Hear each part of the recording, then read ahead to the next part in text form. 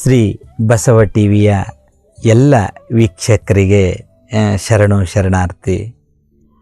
ವೀಕ್ಷಕರೇ, ಆರೋಗ್ಯ ಮತ್ತು ಆಧ್ಯಾತ್ಮದ ವಿಚಾರಗಳಲ್ಲಿ ಹಿಂದಿನ ಸಂಚಿಕೆಯಲ್ಲಿ ಕೂಡ ಕೊಟ್ಟಿದ್ದೇವೆ. ಹಾಗೆ ಆರೋಗ್ಯ ಮತ್ತು ಆಧ್ಯಾತ್ಮದ ವಿಚಾರಗಳಲ್ಲಿ ಬೇಕಾದಷ್ಟು ನಮಗೆ ತಿಳಿದುಕೊಳ್ಬೋದು. ಅದರಲ್ಲಿ ನಾವು ಆರೋಗ್ಯದ ಕಡೆ ಹೋಗುವಾಗ ಯೋಗವನ್ನು ಬಹಳ ಶಾಸ್ತ್ರೋಕ್ತವಾಗಿ ಅಭ್ಯಾಸವನ್ನು ಮಾಡಬಹುದು. ಯೋಗ ಹೇಗೆ ಅಭ್ಯಾಸ ಮಾಡುವುದು?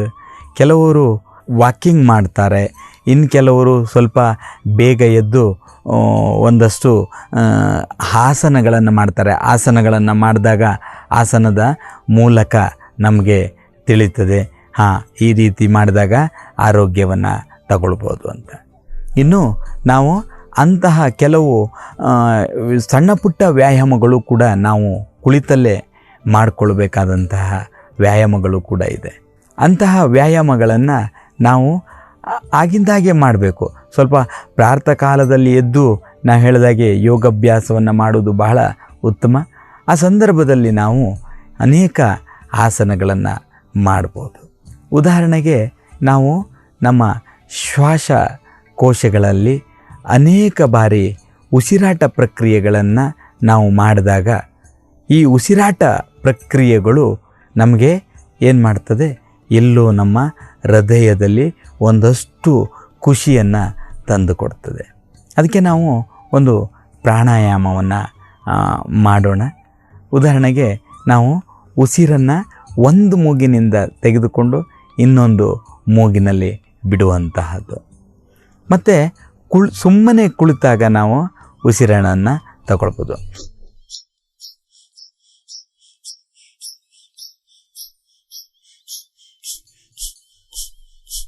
ಈ ರೀತಿ ಅಂದರೆ ಮೂಗಿನಲ್ಲಿ ಗಾಳಿಯನ್ನು ತೆಗೆದುಕೊಂಡು ನಮ್ಮ ಎಲ್ಲ ಒಳಗಿನ ಹೃದಯ ಹೊಟ್ಟೆಯ ಭಾಗದ ತನಕ ಆ ಉಸಿರನ್ನು ತೆಗೆದುಕೊಳ್ಳುತ್ತಾ ಬಿಡುತ್ತಾ ತೆಗೆದುಕೊಳ್ಳುತ್ತಾ ಬಿಡ್ತಾ ಒಂದು ಎಷ್ಟು ಬಾರಿ ಬೇಕು ಅಷ್ಟು ಬಾರಿ, ಕೆಲವೊಮ್ಮೆ ಒಂದು ನಿಮಿಷಕ್ಕೆ 50ರಿಂದ 100 ಬಾರಿಯೂ ಕೂಡ ಮಾಡ್ಬೋದು. ಅದು ಮೂಗಿನ ಮೂಲಕವೇ ಆಗಬೇಕು.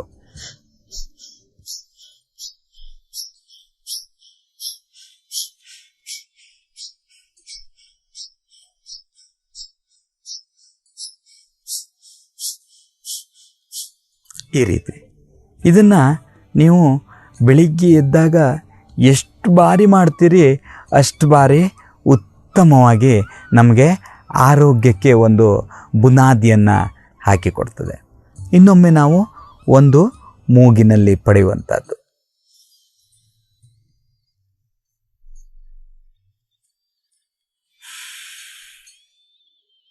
ಒಂದು ಮೂಗಿನಲ್ಲಿ ಪಡೆದು ಇನ್ನೊಂದು ಮೂಗಿನಲ್ಲಿ ಬಿಡುವಂಥದ್ದು. ಮತ್ತೊಮ್ಮೆ ಇನ್ನೊಂದು ಈ ಮೂಗಿನಲ್ಲಿ ಪಡೆದು ಈ ಮೂಗಿನ ಮೂಲಕ ಹೊರಗೆ ಬಿಡುವಂಥದ್ದು. ಹೀಗೆ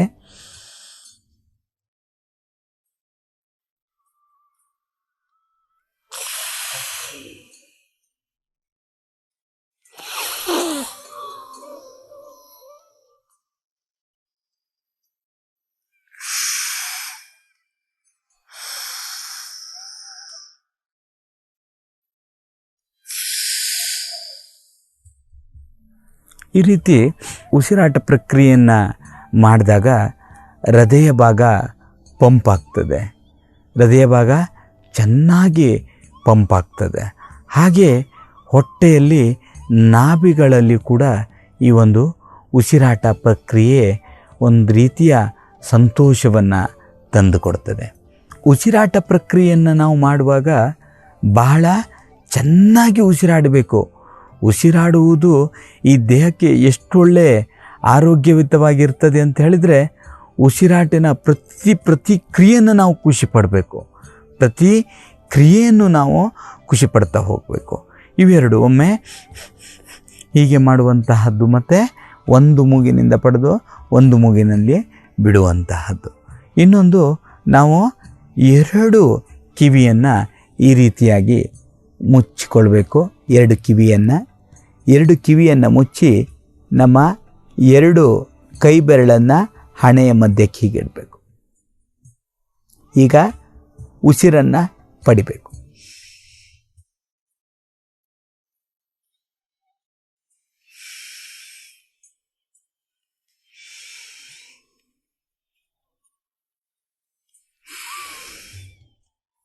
ನಿಧಾನಕ್ಕೆ ಬಿಡಬೇಕು.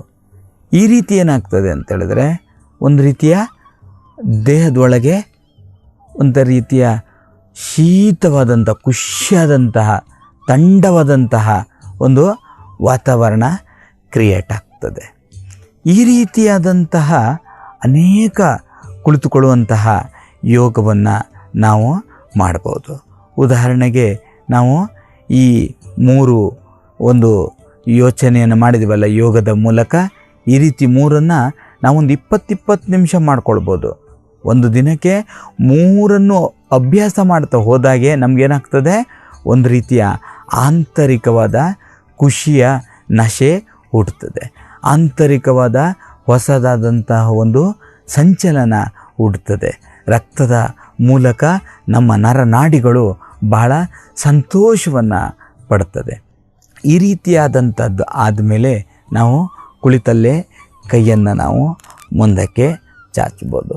ಕೈಯನ್ನು ಮಾಡಿ ನಮ್ಮ ಮುಷ್ಟಿ ಅಂತ ಹೇಳ್ತೇವಲ್ಲ ಅದನ್ನು ಈ ರೀತಿಯಾಗಿ ರೌಂಡ್ ಆಕಾರದಲ್ಲಿ ಸುತ್ತ ಹಾಕಬೇಕು.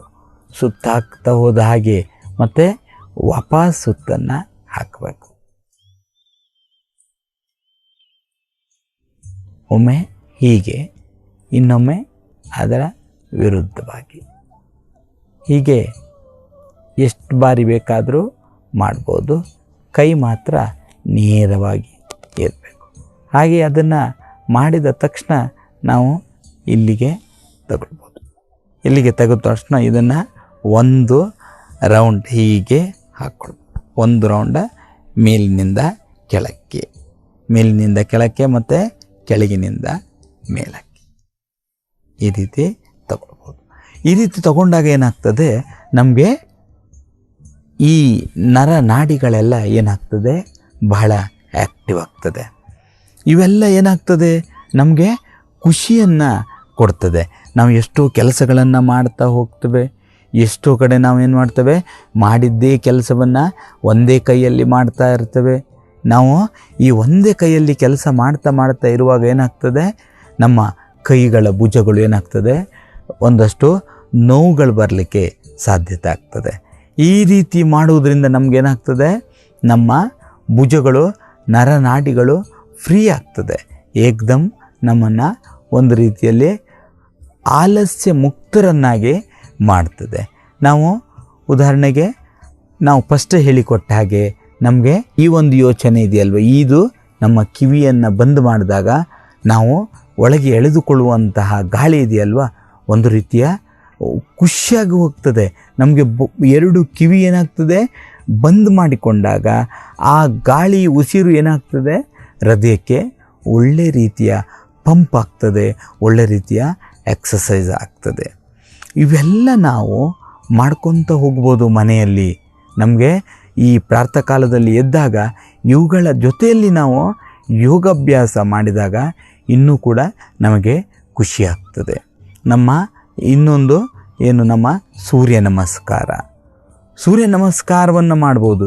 ಸೂರ್ಯ ನಮಸ್ಕಾರಗಳನ್ನು ಮಾಡಿದಾಗ ನಮಗೆ ಎಷ್ಟೊಂದು ಆರೋಗ್ಯ ಖುಷಿ ಆಗ್ತದೆ ಅಂತ ಹೇಳಿದರೆ, ಆ ಸೂರ್ಯ ಹುಟ್ಟುವ ಸಂದರ್ಭ, ಈ ಕಡೆ ನಮ್ಮ ದೇಹವನ್ನು ಸ್ವಲ್ಪ ಮಟ್ಟಿಗೆ ದಂಡಿಸುವ ಸಂದರ್ಭ. ಎರಡು ಏನಾಗ್ತದೆ, ನಮಗೆ ಒಂದು ಹೊಸ ನಮಗೆ ಆರೋಗ್ಯವನ್ನು ಕೊಡ್ತದೆ. ದೇಹಾಲಸ್ಯ ದೂರ ಆಗಬೇಕು. ದೇಹದಿಂದ ನಾವು ಭಿನ್ನರಾಗಬೇಕು. ದೇಹದಿಂದ ನಾವು ಹೊಸ ಚೈತನ್ಯವನ್ನು ಪಡ್ಕೊಳ್ಬೇಕು ಅಂತ ಹೇಳಿದರೆ ನಾವು ಯೋಗ ಅಭ್ಯಾಸವನ್ನು ಮಾಡಬೇಕು. ಪ್ರಾತಃ ಕಾಲದಲ್ಲಿ ಧ್ಯಾನ ಅಭ್ಯಾಸದ ಜೊತೆಯಲ್ಲಿ ಯೋಗಾಭ್ಯಾಸ ಮಾಡಿದಾಗ ಯೋಗ ನಮ್ಮನ್ನು ಏನು ಮಾಡ್ತದೆ, ಹೊಸ ಚಿಂತನೆಗೆ ಕರೆದುಕೊಂಡು ಹೋಗ್ತದೆ. ಇವೆಲ್ಲನ ನಾವು ಚಿಂತನೆಯನ್ನು ಮಾಡ್ತಾ ಮಾಡ್ತಾ ಮಾಡ್ತಾ ಮಾಡ್ತಾ ನಮಗೇನಾಗ್ತದೆ, ಆಲಸ್ಯ ದೂರ ಆಗ್ತದೆ. ನಮಗೆ ಆಲಸ್ಯ ದೂರ ಆಗಬೇಕು. ಬಸವಣ್ಣನವರು ಹೇಳಿದ್ದಾರೆ, ಏನು, ನಮಗೆ ದೇವರು ಸಾಕ್ಷಾತ್ಕಾರ ಆಗಬೇಕು. ದೇವರಿಂದ ನಾವು ಈ ಸೃಷ್ಟಿಯನ್ನು ಏನು ಮಾಡ್ತಾ ಇದ್ದೇವೆ, ಹೊಸ ಸೃಷ್ಟಿಯಾಗಿ ಪರಿವರ್ತನೆಯನ್ನು ಮಾಡಬೇಕಾಗಿದೆ. ಇವೆಲ್ಲದರಿಂದ ನಾವು ಏನಾಗಬೇಕು, ಯೋಗವನ್ನು ಮಾಡಬೇಕು. ದೇಹಲ್ಲಾಸ್ಯದಿಂದ ನಾವು ದೂರ ಆಗ್ತವೆ. ನಮ್ಮ ಈ ಒಂದು ಯೋಗ ಇದೆ, ನಮಗೆ ಕುಳಿತಲ್ಲೇ ಮಾಡ್ಬೋದು. ಇದಕ್ಕೆಲ್ಲ ಏನು ಆರೋಗ್ಯ ಬೇಕಂತ ಏನಿಲ್ಲ. ಆರೋಗ್ಯವನ್ನು ನಾವು ಕೆಲವೊಮ್ಮೆ ಇವರೇನಪ್ಪ ಮಲ್ಕೊಂಡಿದ್ದವ್ರು ಹೇಗೆ ಮಾಡೋದು, ಇವರು ಕೂತ್ಕೊಂಡು ಕೆಲಸ ಮಾಡುವವರು ಇವರಿಗೆ ಹೇಗೋ, ಅಥವಾ ಅಂಗವಿಕಲರು ಹೇಗೆ ಮಾಡೋದು, ಇವರು ಎಲ್ಲರೂ ಇದನ್ನು ಚೆನ್ನಾಗಿ ಅಭ್ಯಾಸವನ್ನು ಮಾಡ್ಬೋದು. ಇವನ ಅಭ್ಯಾಸವನ್ನು ಮಾಡೋದ್ರಿಂದ ಏನಾಗ್ತದೆ, ನಮಗೆ ಎಲ್ಲ ಗಂಟು ಬಾಧೆ ಏನು ಹೇಳ್ತೀವಲ್ಲ, ನಮಗೆ ಈ ಗಂಟು ಹಿಡ್ದಿದೆ, ಇಲ್ಲಿ ಹಿಡ್ದಿದೆ, ಮೊಯ್ಯಿದೆ, ಇದೆಲ್ಲದರಿಂದ ನಮಗೇನಾಗ್ತದೆ, ಮುಕ್ತಿಯನ್ನು ಸಿಗ್ತದೆ. ಇವೆಲ್ಲದರಿಂದ ನಾವು ಏನಾಗ್ತವೆ, ನಾವು ಸಂಪೂರ್ಣ ಹೊರಗೆ ಬರ್ತೇವೆ. ಹಾಗಾಗಿ ನಾವು ಇವುಗಳನ್ನೆಲ್ಲ ಶಿವನ ನೆನಪಿನಿಂದ ನಾವು ತಯಾರಿಯನ್ನು ಮಾಡಿಕೊಳ್ಬೇಕಾಗಿದೆ. ಶಿವನ ನೆನಪಿನಿಂದ ಇವುಗಳನ್ನೆಲ್ಲ ನಾವು ಅಭ್ಯಾಸವನ್ನು ಮಾಡಿಕೊಳ್ಬೇಕಾಗಿದೆ. ಶಿವನೊಲಿದರೆ ನಮ್ಮ ಎಲ್ಲ ಕಷ್ಟವೂ ದೂರ ಆಗ್ತದೆ. ಶಿವನಿಂದಲೇ ಈ ಪ್ರಪಂಚದ ಸಂಪೂರ್ಣ ನಾಟಕ ನಿಂತಿದೆ ಅಂತ ಹೇಳ್ಬೋದು. ಹಾಗಾಗಿ ನಾವು ಆ ಕಡೆ ಹೋಗುವವರು, ಆರೋಗ್ಯವನ್ನು ಕಾಪಾಡಿಕೊಳ್ಳುವವರು ಇಂತಹ ಅನೇಕ ಸಣ್ಣ ಪುಟ್ಟ ಆಸನಗಳಿದೆ, ಅವುಗಳನ್ನು ನಾವು ಮಾಡ್ಕೊತ ಹೋಗ್ಬೋದು. ಉದಾಹರಣೆಗೆ ಕೈಯನ್ನು ಮೇಲಕ್ಕೆತ್ತಿ ಕೆಳಗೆ ಇಳಿಸುವಂತಹದ್ದು, ಇವುಗಳನ್ನು ಕೂಡ ತುಂಬ ಸಂದರ್ಭದವರೆಗೆ ಅಭ್ಯಾಸವನ್ನು ಮಾಡುವಂಥದ್ದು. ಹೀಗೆಲ್ಲ ಮಾಡಿದಾಗ ಏನಾಗ್ತದೆ, ನಮಗೆ ಆ ದಿನದಲ್ಲಿ ಏನು ಮಾಡಬೇಕು, ನಮ್ಮ ಸಂಕಲ್ಪ ಹೇಗಿರಬೇಕು, ನಾವು ಯಾವ ರೀತಿ ನಾವು ಯೋಚನೆಯನ್ನು ಮಾಡಬೇಕು ಅನ್ನೋದ್ರ ಬಗ್ಗೆ ನಮಗೊಂದು ಹೊಸ ವಿಚಾರ ಹುಡ್ತದೆ. ಉದಾಹರಣೆಗೆ ನೋಡಿ, ನಾವೊಮ್ಮೆ ಕೊರಗುತ್ತೇವೆ, ನಾವು ಬಡವರಾಗಿ ಇದ್ದೇವೆ, ಬಡವರಾಗಿರುವುದರಿಂದ ನಮಗೆ ಏನೂ ಇಲ್ಲ, ಅಥವಾ ಕೆಲವೊಂದು ಸರ್ಕಾರಿ ಯೋಜನೆಗಳು ಏನಾಗ್ತದೆ, ಬಡವರಿಗಾಗಿ ಬರ್ತದೆ, ಅದು ಯಾರೋ ಇನ್ಯಾರೋ ಬಡವರು ಅದನ್ನು ತೆಗೆದುಕೊಂಡು ಹೋಗ್ತಾರೆ, ಹೀಗೆಲ್ಲ ಆಗ್ತದೆ. ಆದರೆ ಬಡವರಾಗಿ ನಾವು ಉಳಿಲಿಕ್ಕೆ ಕಾರಣ ಏನು? ಬಡವರಾಗಿ ನಾವು ಉಳಿಲಿಕ್ಕೆ ಕಾರಣ ನಮ್ಮ ಸಂಪಾದನೆಯ ಮೇಲೆ ನಮಗೆ ಹತೋಟಿ ಬಾರದಂತೆ ನಾವು ನಡೆಯುವಂತಹದ್ದು. ಇವತ್ತಿನ ಸಂಪಾದನೆ, ಕೆಲವರ ಮುಕ್ಕಾಲಂಶ ಸಂಪಾದನೆ ಏನಾಗ್ತದೆ, ದುಶ್ಚಟಗಳಿಗೆ ಬಲಿಯಾಗ್ತದೆ. ದುಶ್ಚಟಗಳು ನಮ್ಮನ್ನು ಆವರಿಸಬಾರದು. ದುಶ್ಚಟಗಳಿಂದ ನಾವೇನಾಗ್ತೇವೆ, ನಮ್ಮ ಒಳ್ಳೆಯತನವನ್ನು ನಾವೇನು ಮಾಡ್ತೇವೆ, ಸಮಾಜಕ್ಕೆ ತೋರಿಸ್ಕೊಳ್ತಾ ಹೋಗ್ತೇವೆ. ಒಳ್ಳೆಯತನ ಇದ್ದರೂ ಕೂಡ ನಮಗೆ ಒಳ್ಳೆಯದು ಮಾಡಬೇಕನ್ಸಿದ್ರು ಕೂಡ ಒಳ್ಳೆಯದು ಮಾಡದಂತೆ ಇರಲಿಕ್ಕೆ ಕಾರಣ ದುಶ್ಚಟಗಳಲ್ಲಿ ಒಂದು. ದುಶ್ಚಟಕ್ಕೆ ಪರಿಹಾರ ಇಲ್ವಾ? ಖಂಡಿತ ದುಶ್ಚಟಗಳಿಗೆ ಪರಿಹಾರ ಇದೆ. ದುಶ್ಚಟವನ್ನು ನಿಯಂತ್ರಿಸಬೇಕಾದರೆ ನಾನು ಬದಲಾಗುವಂತಹದ್ದನ್ನು ಮಾಡಬೇಕು. ದುಶ್ಚಟಗಳನ್ನು ನಾವು ಏನು ಮಾಡಬೇಕು, ದೂರದಿಂದಲೇ ಹತ್ತಿಕ್ಕುವಂಥ ಪ್ರಯತ್ನವನ್ನು ಮಾಡಬೇಕು. ದೂರದಿಂದಲೇ ನಾವು ಹೇಗೆ ಹತ್ತಿಕ್ಕೋದು? ದೂರದಿಂದಲೇ ನಮಗೆ ಗೊತ್ತಾಗಬೇಕು, ಇದು ಈಗ ನನ್ನನ್ನು ಆವರಿಸ್ತದೆ, ಇವತ್ತು ನನ್ನನ್ನು ಇದೇನು ಮಾಡ್ತದೆ, ತಿಂತದೆ. ಇವತ್ತು ತಿಂದರೆ ಏನಲ್ಲ ಕಾರಣ, ಒಂದು ಆರೋಗ್ಯ ಹದಗೆಡ್ತದೆ, ಇನ್ನೊಂದು ನಾವು ಏನಾಗ್ತದೆ, ನಮ್ಮ ಭವಿಷ್ಯವು ಕೂಡ ಹದಗೆಡ್ತದೆ. ಇಂತಹದ್ರಿಂದ ಮುಕ್ತಿ ಹೊಂದಲಿಕ್ಕೆ ಸಾಧ್ಯತೆ ಇದೆ. ಈ ಯೋಗ ಪ್ರಾಣಾಯಾಮಗಳು ನಮ್ಮನ್ನು ಇಂತಹದ್ರಿಂದ ಮುಕ್ತಿಯನ್ನಾಗಿಸಿ ಮಾಡ್ತದೆ. ಇದಕ್ಕೆಲ್ಲ ಒಂದು ಏನು ಕೊಡ್ತದೆ, ಒಂದು ಇತಿಶ್ರೀ ಹಾಡ್ತದೆ, ನಮ್ಮ ಭವಿಷ್ಯದಲ್ಲಿ ಭದ್ರ ಬುನಾದಿಯನ್ನು ಹಾಕಿಕೊಡ್ತದೆ. ಹಾಗಾಗಿ ನಾವು ನಮ್ಮ ಮನಪರಿವರ್ತನೆಯನ್ನು ಮಾಡಿಕೊಳ್ಳೋಣ. ನಮ್ಮ ಮನಸ್ಸನ್ನು, ಚಿಂತನೆಯನ್ನು ಭಗವಂತನ ಕಡೆಗೆ ತೆಗೆದುಕೊಂಡು ಹೋಗೋಣ. ಇಲ್ಲಿ ಎಲ್ಲವೂ ಶೂನ್ಯ, ಇಲ್ಲಿ ಎಲ್ಲವೂ ಶೂನ್ಯ. ಶಾಶ್ವತ ಯಾವುದು? ಭಗವಂತನ ದಾರಿದೀಪ ಮಾತ್ರ ಶಾಶ್ವತ. ಹಾಗಾಗಿ ನಾವು ನಮ್ಮ ಮನಸ್ಸನ್ನು ಬದಲಾಯಿಸಿಕೊಳ್ಳೋಣ, ನಮ್ಮ ಮನಸ್ಸನ್ನು ಬದಲಾಯಿಸಿಕೊಳ್ಳೋಣ. ಅದಕ್ಕಾಗಿ ನಾವೇನು ಮಾಡಬೇಕು, ಈ ಯೋಗ ಕ್ರಿಯೆಗಳನ್ನು ಮಾಡಬೇಕು. ಉದಾಹರಣೆಗೆ ನಾನು ನಿಮಗೆ ಮುಂದೆ ನೋಡಿ ಹೀಗೆ ಮಾಡುವಂಥದ್ದು ಹೇಳಿದ್ದೇನಲ್ಲ, ಇದರಲ್ಲಿ ತುಂಬ ಇದೆ. ಉಲ್ಟಾ ಮಾಡೋದ್ರಿಂದನೂ ಕೂಡ ತುಂಬ ಬೆನಿಫಿಟ್ಸ್ಗಳಿದೆ. ಈ ನಮ್ಮ ನರನಾಡಿಗಳೇನಾಗ್ತದೆ, ಏಕ್ದಮ್ಮ ಫ್ರೀ ಆಗ್ತದೆ. ಮತ್ತು ನಾವು ಕೆಲವೊಮ್ಮೆ ಏನು ಮಾಡ್ತೇವೆ, ವಾಕಿಂಗ್ ಹೋಗ್ತೇವೆ, ರನ್ನಿಂಗ್ ಹೋಗ್ತೇವೆ, ಅಲ್ಲಿಯೂ ಕೂಡ ನಮಗೆ ಕೆಲವೊಂದು ಉಪಯೋಗ ಆಗ್ತದೆ. ವಾಕಿಂಗ್ ಮತ್ತು ರನ್ನಿಂಗ್ನಲ್ಲಿ ನಮಗೇನಾಗ್ತದೆ, ಅನೇಕ ಯೋಗಗಳು ನಮ್ಮ ದೇಹವನ್ನು ಖುಷಿಪಡಿಸ್ತದೆ. ಉದಾಹರಣೆಗೆ ನಮ್ಮ ಪದತಲದಲ್ಲಿ ಕೈಯಲ್ಲಿ ಎಲ್ಲ ಕ್ಲಚಸ್ಗಳಿದೆ ಅಂತ ಹೇಳ್ತಾರೆ. ಈ ದೇಹವನ್ನು ನಿಭಾಯಿಸುವಂಥ ಕ್ಲಚಸ್ಗಳಿದ್ದಾವೆ. ಅದಕ್ಕೆ ನಾವೇನು ಮಾಡಬೇಕು? ಚಪ್ಪಾಳೆಯನ್ನು ಹೊಡಿಬೇಕು.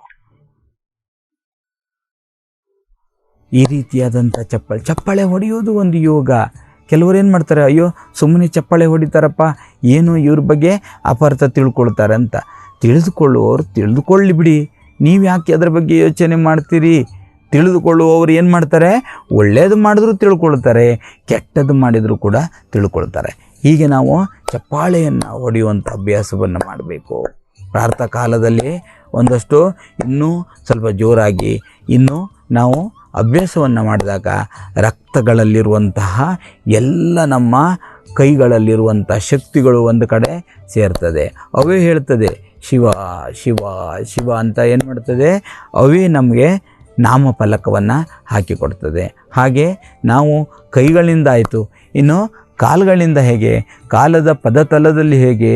ನೋಡಿ, ನಾವು ಈಗ ಏನಾಗಿದ್ದೀವಿ, ಎಲ್ಲ ಹವಾಯಿ ಚಪ್ಪಾಲುಗಳು ಮತ್ತು ಇನ್ನೊಂದಷ್ಟು ಏನು ಮಾಡ್ತೀವಿ, ನಾವು ಶೂಗಳನ್ನು ಹಾಕ್ಕೊಂಡು ಇವುಗಳಿಂದ ಎಲ್ಲ ನಾವೇನು ಮಾಡ್ತಾ ಇದ್ದೀವಿ? ನಮ್ಮ ಆರೋಗ್ಯ ಕ್ಲಚಸ್ ಗೇರ್ ಇದು ಎಲ್ಲ ಏನು ಮಾಡಬೇಕು? ಕ್ಲಚ್ ಎಲ್ಲ ಬೇಕಲ್ವ, ಮೂವ್ ಆಗಬೇಕು, ಇಡೀ ಬಾಡಿ ಮೂವ್ ಆಗಬೇಕಾದ್ರೆ ಇವುಗಳನ್ನೆಲ್ಲ ನಾವು ಬಾರಿ ಬಾರಿ ಬಾರಿ ಬಾರಿ ಪ್ರೆಶ್ ಮಾಡಬೇಕು. ಬಾರಿ ಬಾರಿ ಪ್ರೆಶ್ ಮಾಡಿದಾಗ ಏನಾಗ್ತದೆ? ಇವುಗಳು ಕೆಲಸವನ್ನು ಮಾಡ್ತದೆ. ಇಡೀ ಬಾಡಿಯನ್ನು ನಮಗೇನು ಮಾಡ್ತದೆ? ಒಂದು ಕಂಟ್ರೋಲ್ಗೆ ತರ್ತದೆ. ಹಾಗಾಗಿ ಕೈಯಲ್ಲಿ ಎಷ್ಟೋ ಎಕ್ಸಸೈಸ್ಗಳಿದೆ. ಈ ಕೈಯ ಎಕ್ಸಸೈಸ್ಗಳನ್ನು ಮಾಡ್ತಾ ಕಾಲಿಗೆ ಚಪ್ಪಾಲಿಯನ್ನೆಲ್ಲ ತೆಗೆದು ನಾವು ವಾಕ್ ಮಾಡುವಂಥ ಅಭ್ಯಾಸವನ್ನು ಮಾಡಬೇಕು. ಖಂಡಿತ ವಾಕ್ ಮಾಡಿದಾಗ ಏನಾಗ್ತದೆ? ಕಾಲಿನ ಪದತಲಕ್ಕೂ ನಮಗೇನಾಗ್ತದೆ? ಎಕ್ಸಸೈಸ್ ಸಿಗ್ತದೆ. ಟೋಟಲಿ ನಮ್ಮ ಶರೀರದಲ್ಲಿ ಕೈಗಳು ಒಂದು ಕಡೆ, ಕಾಲುಗಳೊಂದು ಕಡೆ, ಮನಸ್ಸುಗಳೊಂದು ಕಡೆ, ಎಲ್ಲವೂ ಕ್ಲಪ್ತ ಸಾಲದಲ್ಲಿ ಕೆಲಸ ಮಾಡಬೇಕು. ಕ್ಲಪ್ತ ಕಾಲದಲ್ಲಿ ಅವೆಲ್ಲ ಏನಾಗಬೇಕು? ಒಂದೇ ಥರ ಕೆಲಸವನ್ನು ಮಾಡಿಕೊಂಡಾಗ ನಾವು ಆರೋಗ್ಯವಂತರಾಗಿರಲಿಕ್ಕೆ ಸಾಧ್ಯತೆ ಇದೆ. ಇವತ್ತು ಒಂದು ಕಡೆ ಹಿಂಸೆ, ಒಂದು ಕಡೆ ನೋವು, ಇನ್ನೊಂದು ಕಡೆ ಸಾವು, ಹೀಗೆ ಅನೇಕ ವೈವಿಧ್ಯಮಯ ಪ್ರಪಂಚದಲ್ಲಿ ನಾವು ಇವತ್ತೇನು ಮಾಡ್ತಾ ಇದ್ದೇವೆ? ನಮ್ಮನ್ನು ನಾವು ಕರೆದುಕೊಂಡು ಹೋಗ್ತಾ ಇದ್ದೇವೆ. ನಮ್ಮನ್ನು ನಾವು ಕರೆದುಕೊಂಡು ಹೋಗಬೇಕಾದ್ರೆ ಶರೀರ ಬರಬೇಕಲ್ವ? ಶರೀರವನ್ನು ನಾವು ಅದಕ್ಕೆ ಅಣಿಯಾಗಿಸಬೇಕು. ಈ ರೀತಿಯ ಎಕ್ಸಸೈಸ್ಗಳು. ಮತ್ತು ಸ್ವಲ್ಪ ನಗಾಡ್ಬೋದು ಬೆಳಿಗ್ಗೆ. ನಗೆ ಮೂಲಕ ಬೆಳಿಗ್ಗೆ ಯಾರಾದರೂ ಏನಾದ್ರು ಅಪಾರ್ಥ ಮಾಡ್ಕೊತಾರಂತ ನೀವೇನು ಭಯಪಡಬೇಡಿ. ನಗಾಡಿ ಜೋರಾಗಿ ಮನಸ್ಸಿನ ಮೂಲಕ. ನಗು ಕೂಡ ನಮ್ಮನ್ನು ಏನು ಮಾಡ್ತದೆ? ಖುಷಿಯನ್ನು ತಂದು ಕೊಡ್ತದೆ. ಇನ್ನೊಂದೇನಾಗ್ತದೆ ನಮಗೆ?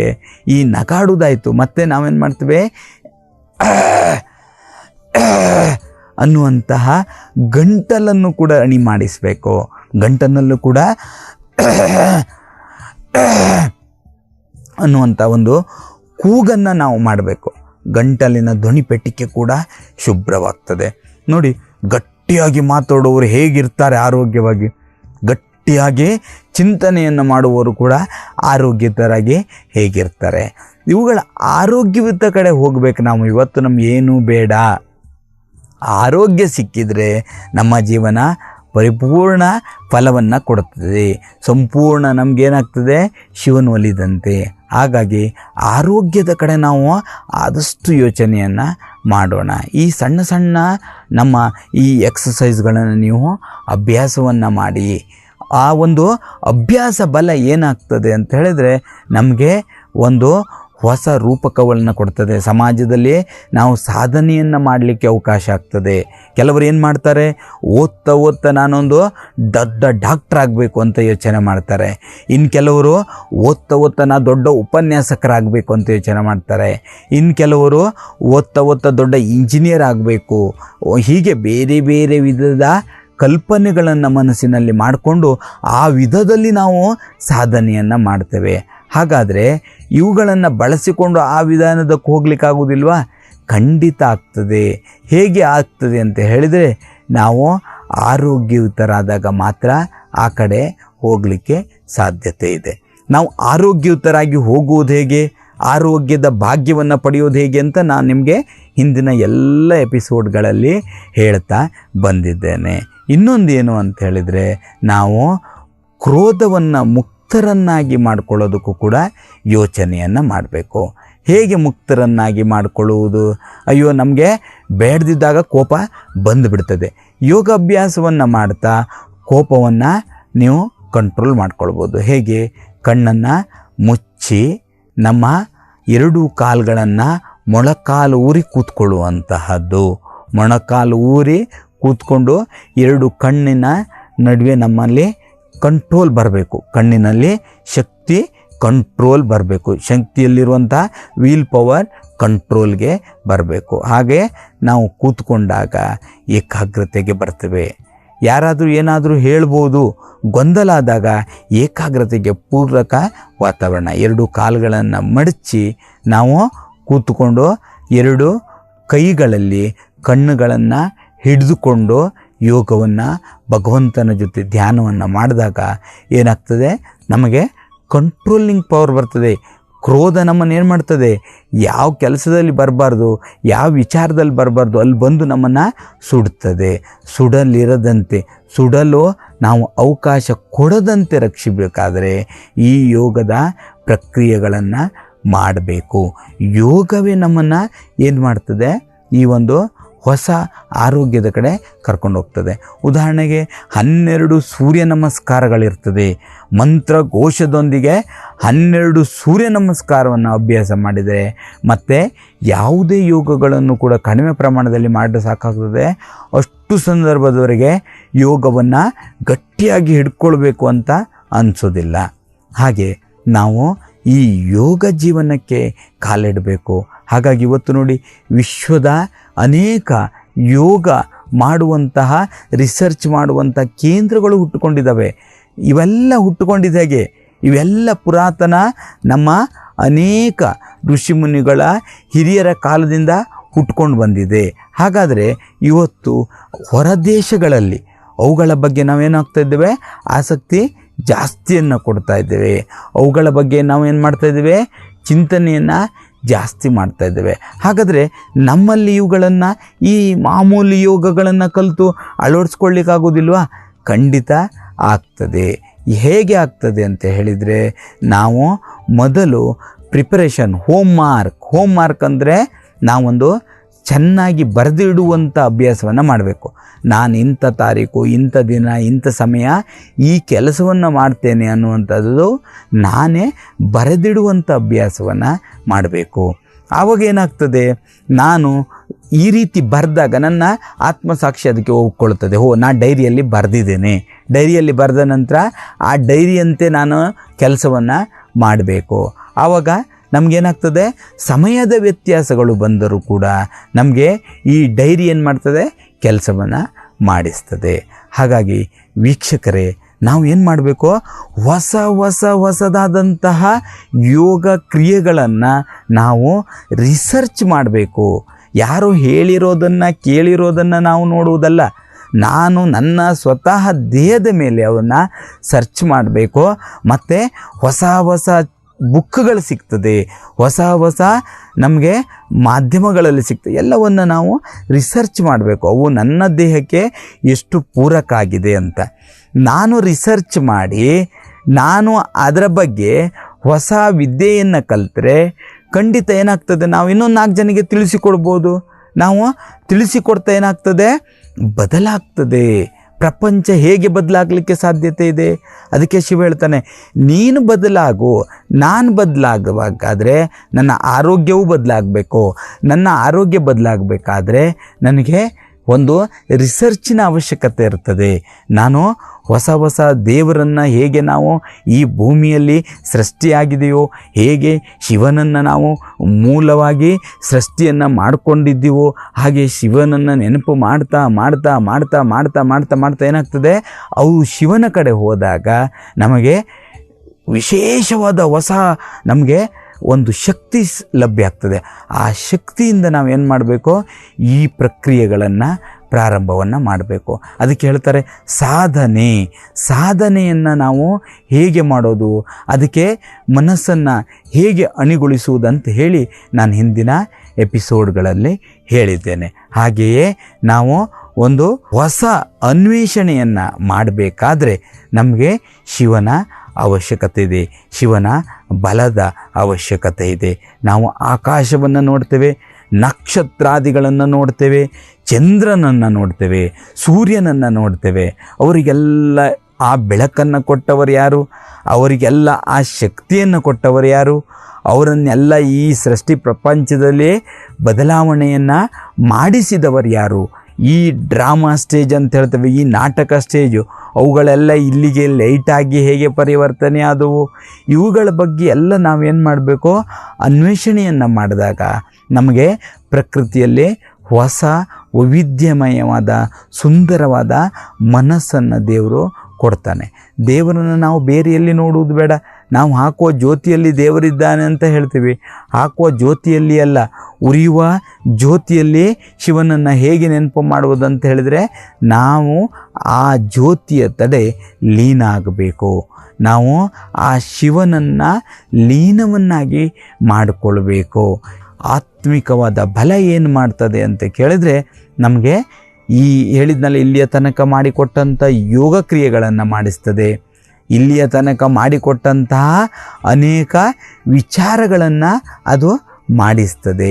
ಇವು ಮಾಡಬೇಕಾದ್ರೆ ಒಂದು ಶಕ್ತಿ ಅಗತ್ಯ ಇರ್ತದೆ, ಒಂದು ಗುರುವಿನ ಅಗತ್ಯ ಇರ್ತದೆ. ಅದಕ್ಕೆ ಹೇಳಲಾಗ್ತದೆ, ಗುರುವಿನ ಗುಲಾಮನಾಗುವ ತನಕ ದೊರೆಯ ದಣ್ಣ ಮುಕುತಿ.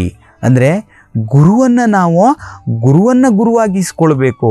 ಅಂಥ ಗುರುವನ್ನು ಹೇಗೆ ಗುರುವಾಗಿಸ್ಕೊಳ್ಳೋಣ ಅಂತ ಮುಂದಿನ ಎಪಿಸೋಡ್ಗಳಲ್ಲಿ ತಿಳಿಸ್ಕೊಳ್ಳೋಣ. ವೀಕ್ಷಕರೇ, ಶ್ರೀ ಬಸವ ಟಿವಿಯಲ್ಲಿ ಆರೋಗ್ಯ ಮತ್ತು ಆಧ್ಯಾತ್ಮದ ವಿವಿಧ ವಿಚಾರಗಳನ್ನು ತಿಳಿದುಕೊಂಡಿದ್ದೀರಿ. ನಮಗೆಲ್ಲರಿಗೂ ಸಂತೋಷ. ಹಾಗೆ ನಿಮಗೆ ಶಿವ ಒಳ್ಳೆಯದನ್ನು ಮಾಡಲಿ. ವೀಕ್ಷಕರೇ, ನಿಮಗೆಲ್ಲರಿಗೂ ಶರಣಾರ್ಥಿ.